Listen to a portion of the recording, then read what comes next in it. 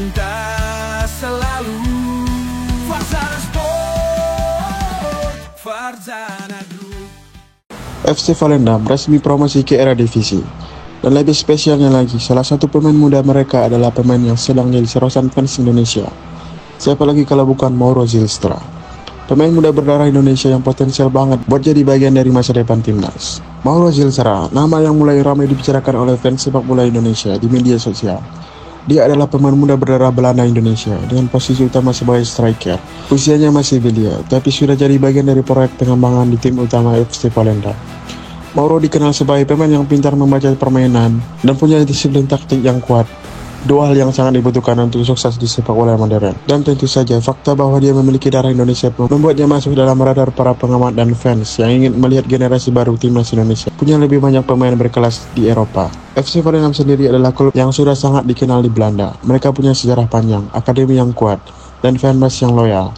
Di musim ini mereka tampil luar biasa di RST Divisi atau divisi kedua Liga Belanda dan akhirnya berhasil mengamankan tiket promosi langsung ke Eredivisie, kompetisi tertinggi di Liga Belanda.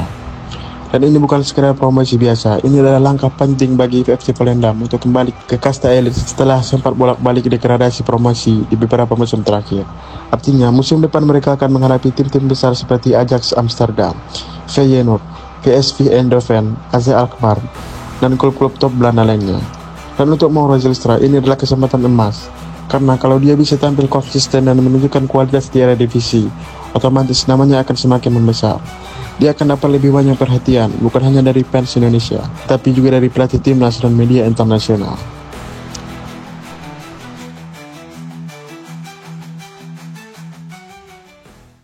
Ja, ik hoop dat mijn proces gewoon een stukje verder gaat komen. En dat ik straks gewoon kan vliegen naar Indonesië.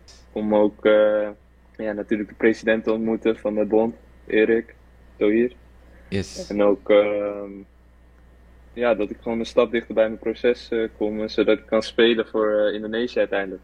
Yes, yes. Je kan niet wachten, hè? Zie ik. Nee, zeker niet. Zeker Ja? niet. PSSI, kan je daar misschien meer over vertellen? Ja, er is gewoon wel contact geweest. De Indonesische bond, gewoon met Vardy ook. Met Vardy ook. Maar ik heb ook voor de rest zijn ze nu gewoon de documenten aan het controleren en aan het checken. Dus het is nu voor mij gewoon afwachten eigenlijk tot ik groen licht krijg en tot ik naar Indonesië kan vliegen. Maar ik weet nog niet precies hoe lang dat ongeveer kan duren. Maar het lijkt er wel op dat het wel binnenkort kan gaan gebeuren. Maar de documenten liggen sowieso bij PSSI nu.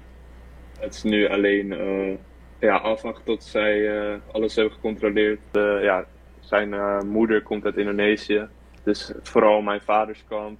Die is daar gewoon heel blij mee. En ook zeg maar, ik heb gewoon verschillende ooms ook uit, van mijn vaders kant. Die zijn dan ook half Indonesisch. Ja. En die zijn ook allemaal gewoon heel enthousiast dat ik het ga doen. En dat ik ervoor wil gaan spelen. Dus ja, eigenlijk krijg ik gewoon heel veel positieve berichten van mijn familie. Kita tahu PSSI dan coach Patrick Kluivert saat ini sedang aktif mencari pemain keturunan untuk memperkuat skuad Garuda. Dan mereka nggak sembarangan. Pemain harus punya kualitas, kesiapan mental, dan tentu komitmen untuk membela merah putih. Mauro punya darah Indonesia, masih muda, bermain di klub Eredivisie, itu sudah cukup jadi modal besar. Kalau dia punya niat dan paspor bisa segera diurus, Mauro bisa jadi opsi jangka panjang, baik untuk timnas U23 ataupun senior. Dan lini depan akan diisi oleh Romeni, Rafael Stroik, hingga Mauro Zylstra.